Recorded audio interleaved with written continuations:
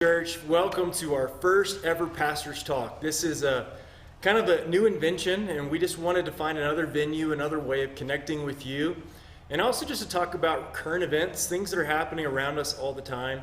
If you're like me and you see the news and you're trying to wonder what in the world's going on, and you finally get caught up to what's happening, and then you finally do, and then you realize, how does this relate to my everyday life, and then how does the Bible interact with what's happening around us? I remember the first week of the pandemic, and we had an earthquake, and I remember I was running into people in the Smiths, and people were saying, is this like Revelation? I mean, do we be opening up Revelation and finding out what's happening, in the end times, and just various things related to that. And so we just wanted to take some time to walk through some of these issues that we're dealing with, and then also, if you have questions, we thought we'd just make this time.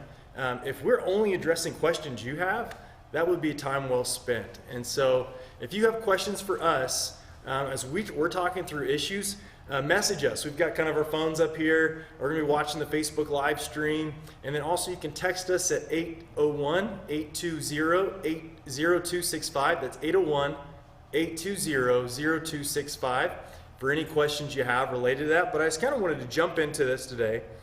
And kind of talk to you guys, Nick and Daniel. And I just want to talk about how God may be using this. God is sovereign. He's sitting on his throne. Nothing surprises him. Nothing is out of his control. And so we know that that's the God we serve. That's the God we worship. He's king over all creation. And you think like, okay, if something as crazy and big as this, what could God be doing right now? And there's kind of two observations. I saw a pastor on Twitter write this, and he said, in his opinion, the two idols that this pandemic has seemed to shatter in people's lives is one, that one day they're going to die, and two, that they are totally out of control. And so I want to get your thoughts on that. What do you guys think about that? Let's start with the first one. I think just that people realize their own mortality. What do you think? Oh, we live in a culture that really makes it easy for us to forget that our lives are finite, because we live every day as if we're going to get another one and then another one. And we see that in the way we consume our time in entertainment and the way we don't take care of ourselves. It's just a natural bent for our culture to just go as if like we were promised another day. So when we're reminded that we're not, it's almost like a shock of like you forgot that, oh, wait a minute, that's not really a promise that I've been made. But even we as believers sometimes forget that life's not promised for tomorrow, and we live our lives, we get in a car every day, assuming that 1 or 2 tons of it's not metal anymore, but whatever it is. Plastic. Yeah, plastic gets us where we're going to go without even thinking. My daughter is 14, learning to drive. That's scary. Yeah, it should be scarier than it is. It's terrifying, but yeah, we forget that we're fine. Siri's listening. Yeah, Siri's got an opinion too. Siri has a habit of doing this when in the middle of preaching or whatever. So it's just Siri is the government's listening to everything. Yeah. So anyway. Yeah, it's funny to think about the question or the more so the statement of those two things that people are coming to grips with, and for believers especially. It's interesting, not thinking about a pandemic, just thinking about normal everyday life. Looking at the difference in a funeral between the funeral of somebody who is a follower of Jesus and someone who's not, or a funeral of somebody who the majority of the people there are believers versus one where they're not.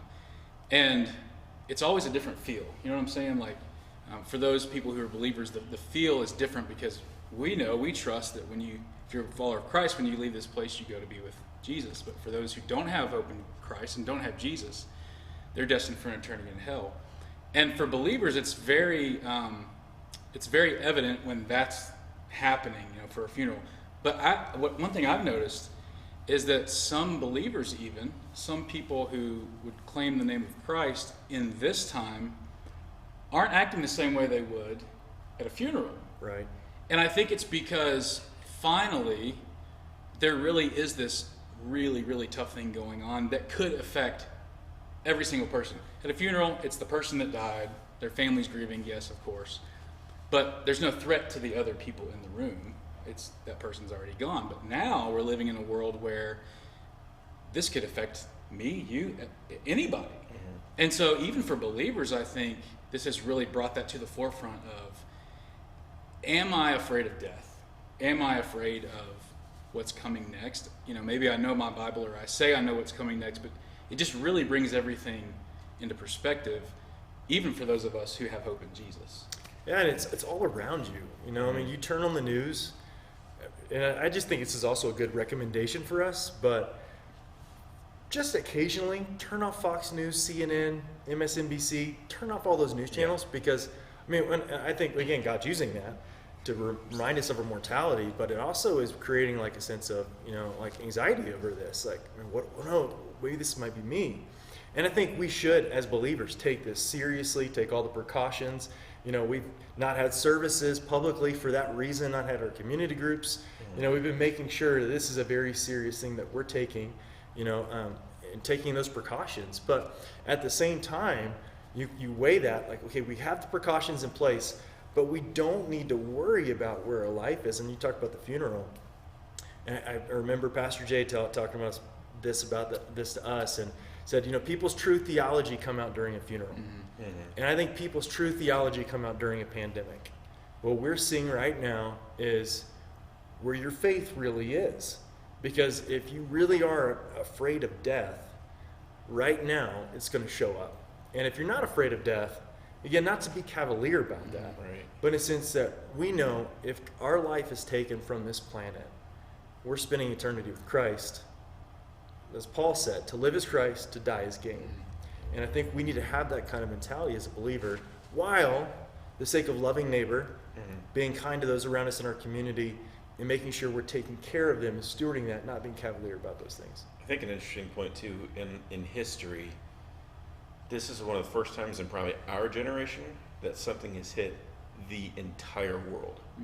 So like Katrina happened, we all knew about it, but if you weren't in a Gulf town or on the East Coast, or you didn't really feel it the same way. Even when 9/11 happened, that hit the whole country, but not the world. This has hit the entire world, which kind of sparks a little bit more attention and fear, because this is the first time that it's something that every person on the planet will recall as something that they lived through or affected by.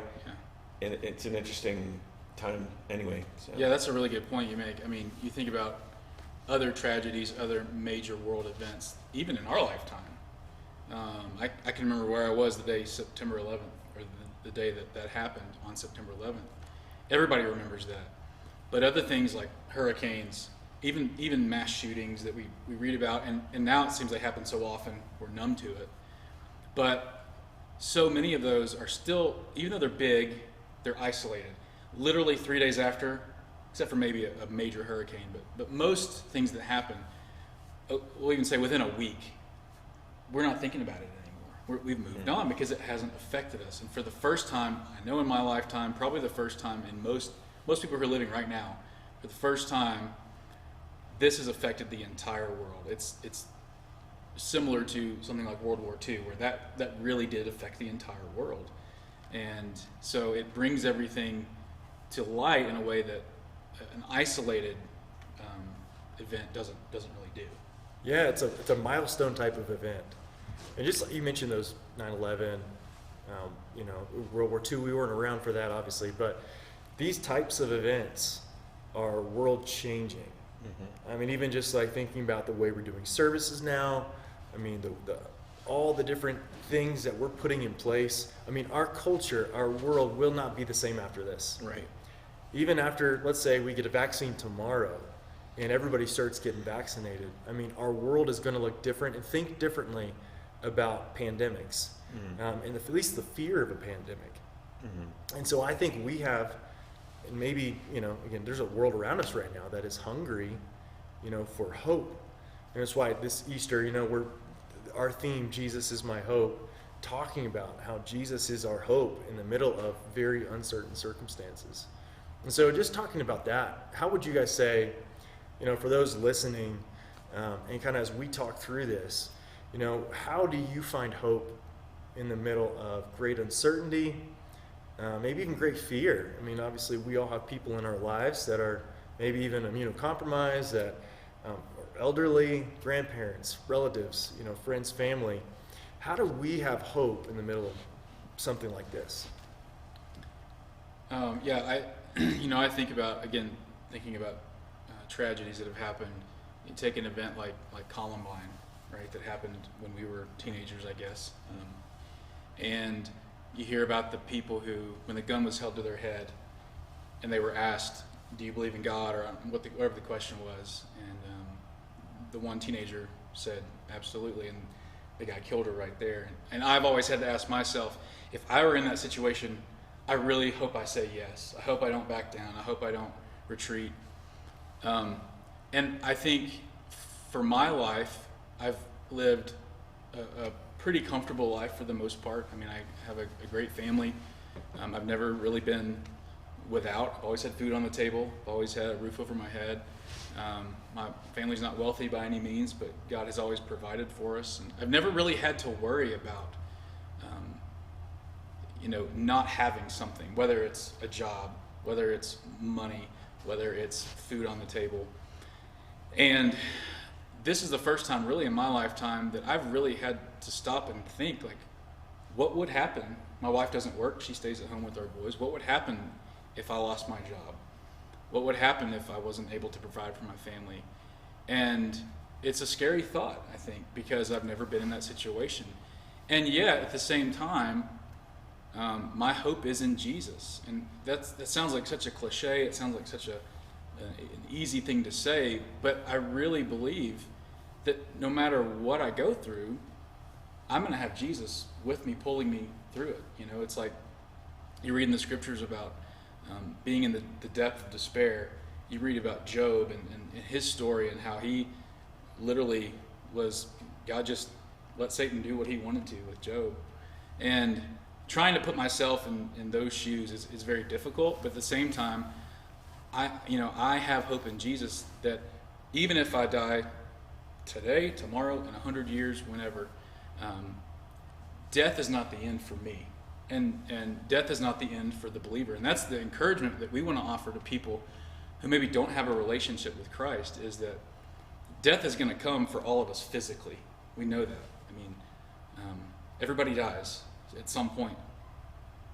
But when we have Jesus as our hope, we don't die spiritually. We get to live forever with Christ. And that's what I cling to when I go through a time like this, that, again, even though I've not been affected personally in a major way, obviously the social distancing, all that's hard. Having a 2-year-old and a 5-year-old cooped up in a house all day, that's hard. Anybody with young kids, homeschooling now, I mean, there's all kinds of hardships that are happening in homes across the world. But like right now, I don't have anybody that I know personally that's really, really sick. I do have a cousin who, her husband's a hospital chaplain, and he has the virus, but he's not in intensive care or anything. And so even still, it's hard for me to put myself in the shoes of somebody in New York, or in Seattle, or some of these other places where the virus really has taken a toll. But all that to say, because my hope is in Christ, because my hope is in Jesus, even if this thing just takes off in Utah and I do end up getting the virus, or I do get really, really sick, I can trust that if I die physically, man, praise be to God, I get to be with Jesus forever. That's right.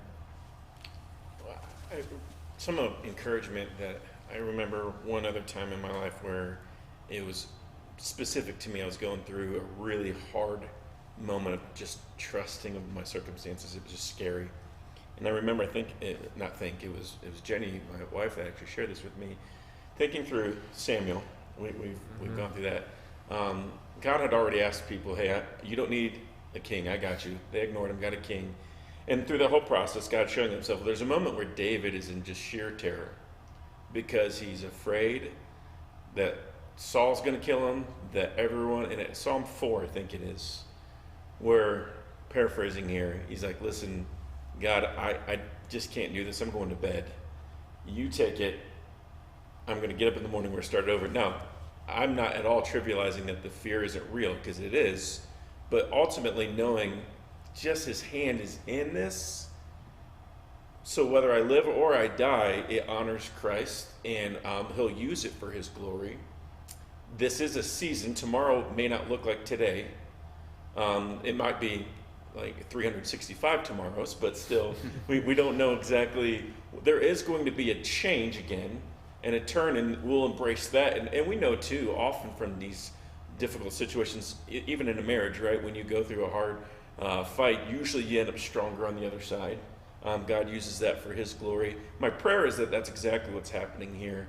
That I can't control this. I can't change what's around me. Of course, we're going to do our best to honor what's around us in terms of just, do our best, our part in this big picture. But ultimately, it's his hand and what he's going to do that's going to change this. And so resting in that I don't have to have that answer. My family, keep preaching the gospel to your family, making sure they understand what it means to know Christ. And that's where I find comfort in this time. I like that you mentioned Samuel. And I remember one of the things about going through Samuel, when we went through that sermon series on 1 Samuel, and David's time in the cave was the time that God brought him together. He was on the run from Saul. All his mighty men came to the cave. All these guys who were just broken and scattered. And that was some of the most spiritually rich moments of his life. In prosperity, that's where David suffered. Yeah. That's where he struggled. One of God's greatest gifts to us is suffering, tribulation, turmoil, uncertainty. Finding fire. And it's hard to see that right now. Yeah. Because all we see is, what have I lost? I mean, just think about it. I mean, it's your senior year. Yeah.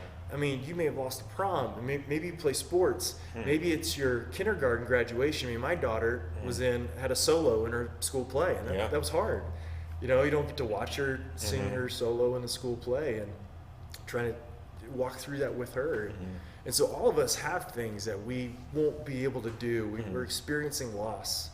And that's why it reminded me of the grieving cycle. So, you've heard of the grieving cycle before, the grief cycle. It's common in, of course, when someone passes away. And then what you do is you go through the 5 stages of grief, which are denial, anger, depression, bargaining, and finally acceptance, because it's something that you've lost. And so I went through that. I remember the first week we had this thing, and I'm reading every bit of news I can. I'm watching every single thing, and I'm like, no, there's no way this is happening.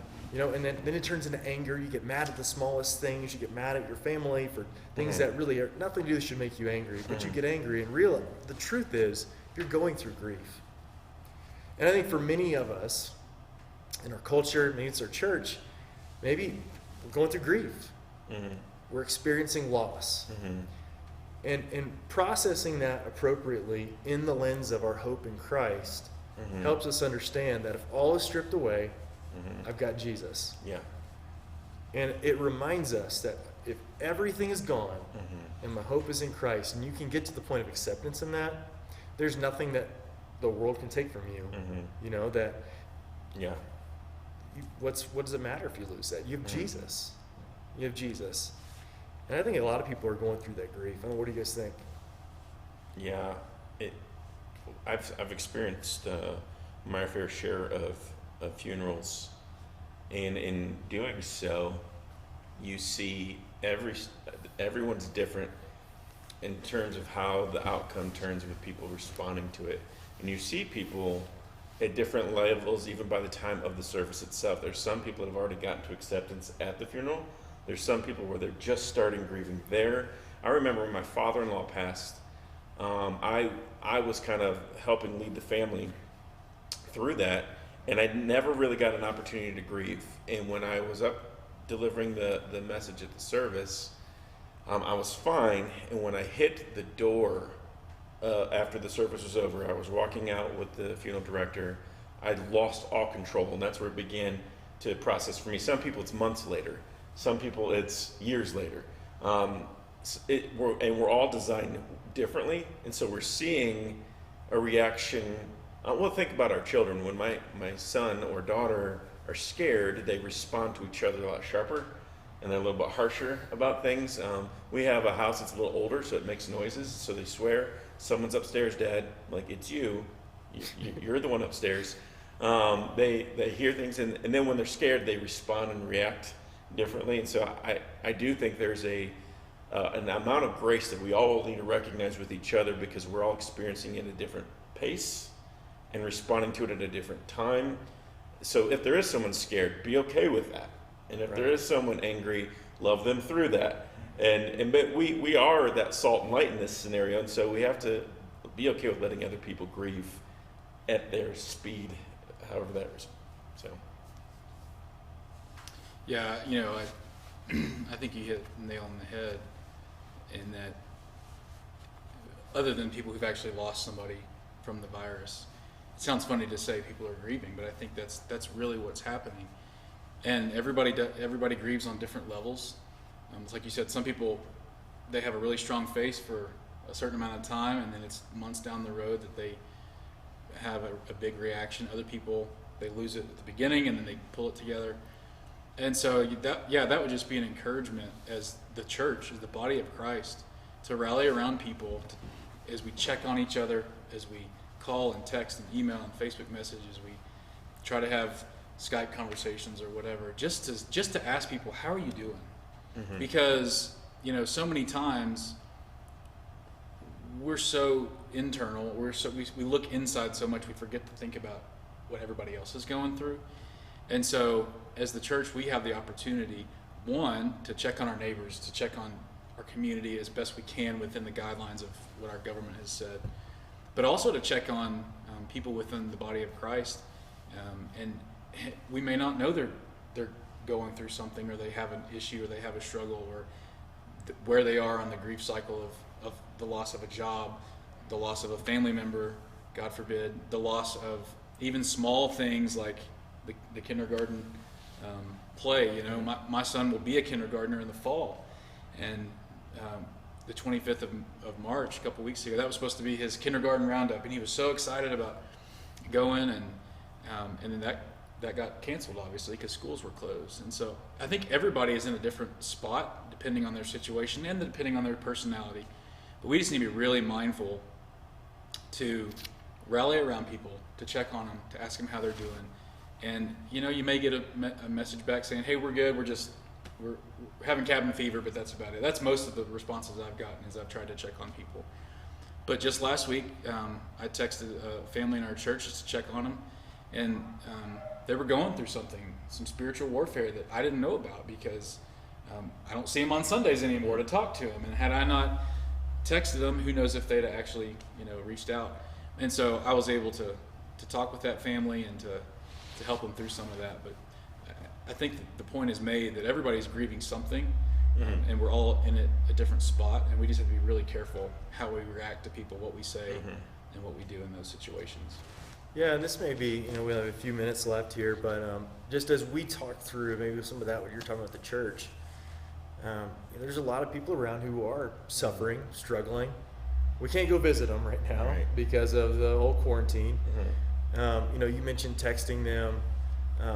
We've had a few church members, drop off donuts at people's houses, ring the doorbell, and walk away. Or one thing that our care team, our pathway directors, did for our church planners that went to Salt Lake, is they did an Easter egg hunt. They dropped eggs out there, ring the doorbell, and said, "Hey, we got eggs out for you.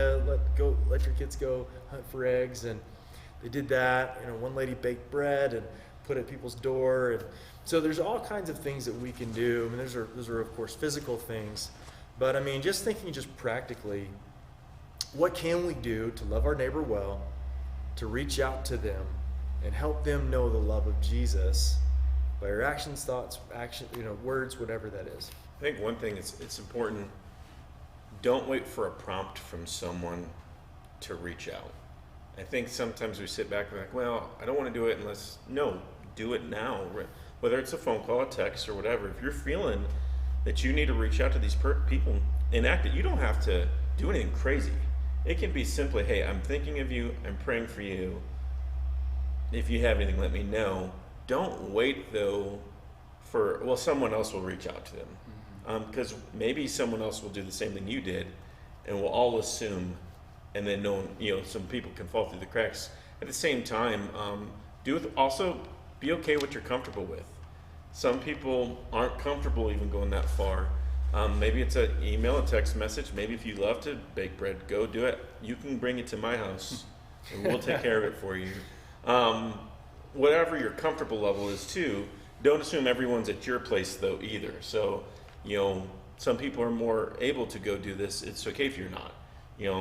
Even some that are actually, or before even this coronavirus hit, weren't able to get out of the house much.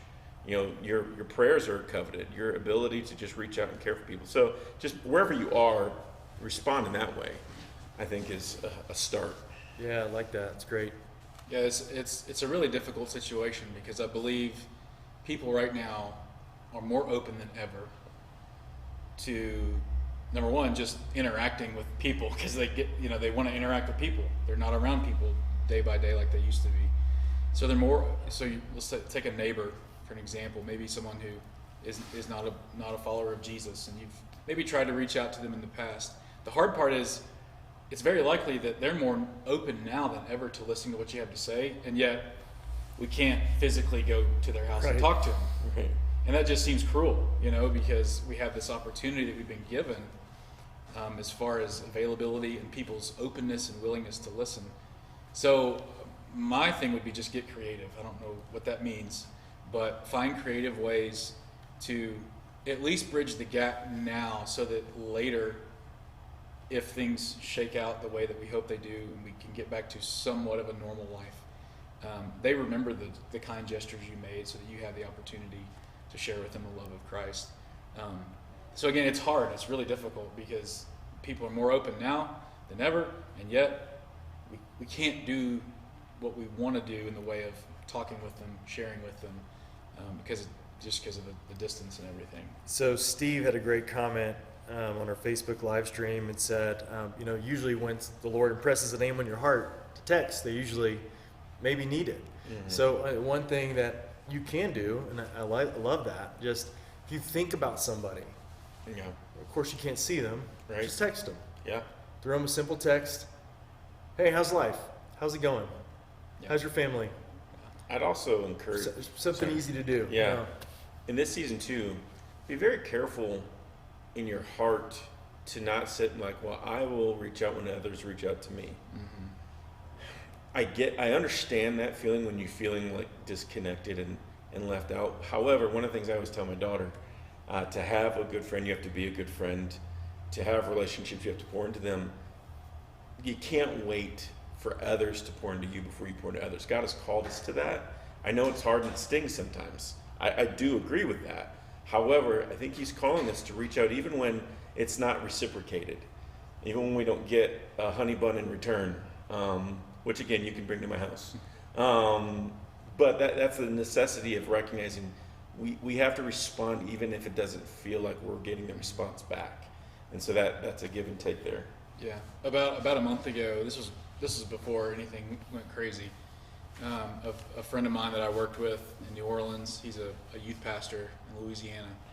But the Lord just prompted me to just check in on him. Hadn't talked to him in probably 3 months, maybe longer, other than maybe a text here or there. So I just shot him a text and said, "Hey dude, I'm thinking about you. How are you doing?" And his response was, "You have no idea how much this text means to me right now." Mm-hmm. And I was like, "Okay, whoa, lay it on me. Tell me what's going on." And he was having a really, really tough time in his ministry setting, and so I had no idea what he was going through. But for some reason, the Holy Spirit just prompted me to send him a message, and I believe that was God at work. And so I would agree with what Steve said, what you said. Don't wait. Just check in on people. Let them know they're loved. And even if it's a simple, "Hey, how you doing?" it means a lot, and it can help people come through this on the other side in a way that maybe it's just difficult for them right now. And so it can be a huge help to them. Well, and the core of it is the gospel, right? Mm-hmm. That Jesus gave to us first. He reached out to us as enemies of his throne. Mm-hmm. He saved us. He redeemed us. He bought us with a price. And he brings us into his family. And for us to be grace-saturated, grace-centered, gospel-centered believers, we are to reach out to others first take the initiative just like Jesus took the initiative for us, and he reached out to us, saved us. We should also be doing the same to neighbor. And so that's central to our belief. I mean, it's foundational. So if we're expecting someone to pour into us, we're missing the core of the gospel. And the gospel is for us to pour out into others. Just like Jesus poured out into us, we are to be gospel-centered, grace-saturated people that show the salt and light of Jesus. And if we are not doing that, we are doing something wrong. Right. I want to add this a little bit. It's not really applied to us because I think our people have been really awesome to us. But I was talking to a pastor today, and there's pastors across the country who are in the same boat. Just remind each other, this is their first pandemic they've ever led a group of people through. There's no seminary course. Right, yeah. and so please be gracious with them. And our people have been really good. I really feel like they've done a great job. But it requires a lot of thought that there's things we're making up literally as we go sometimes because we've never experienced that. And so I say that if you're watching and you're at another church, love and care and pray for your pastor. They don't really need things from you. What they need is your support and encouragement. They don't, some may need that, so check on them too. But, I think honestly we could all say right now physically we're all doing well. But as you're going through there's pastors all across the country that don't know, they've never experienced this kind of crisis to lead their flock through. And so it goes a long way to walk alongside of them. A friend of ours, the way he would describe it is we're going to lock shields with, we're all going to get together and we're going to lock shields together as we endure this and walk through this. And so even if I have no idea how that fleshes itself out, but just, and take that even with your friends and your neighbors. Grace. Offer grace. Be encouraging to each other. We're going to make mistakes. As a matter of fact, we promise you that we will make mistakes. But we will try our best to reconcile those mistakes. And so just a little grace, and that helps and goes a long way. So absolutely. So as we close here today, just for you guys watching, we kind of want to try this for a couple of Wednesdays, see how this goes. Maybe talk about different topics, maybe related to current events. Maybe it's something totally off subject, something maybe more theological or just a question you have and you want us to just kind of wrestle through that. We want to take this time to do that, to check in and provide some opportunities for us to interact with you. And so please reach out to us this week. If this is valuable, if you'd like us to continue doing this, reach out to us, send us some topics that maybe we can walk through and talk about, together as pastors, and just gives us an opportunity. We can't do things like we normally do, so it gives us an opportunity to try some things out and do some things differently. And just know that we're praying for you. If there's any specific needs that you have, please do not hesitate to call us, to text us, to send us a message, whatever you need. Please let us know. It doesn't mean we're going to be able to provide it for you, but please let us know what that is so at least we can be praying for you. And as always, we love you. Go with God. And this week, find an opportunity to love somebody who might be struggling, who may be outside of your circle, your bubble, and that you can find a way to reach out to them, maybe digitally, to show the love of Christ.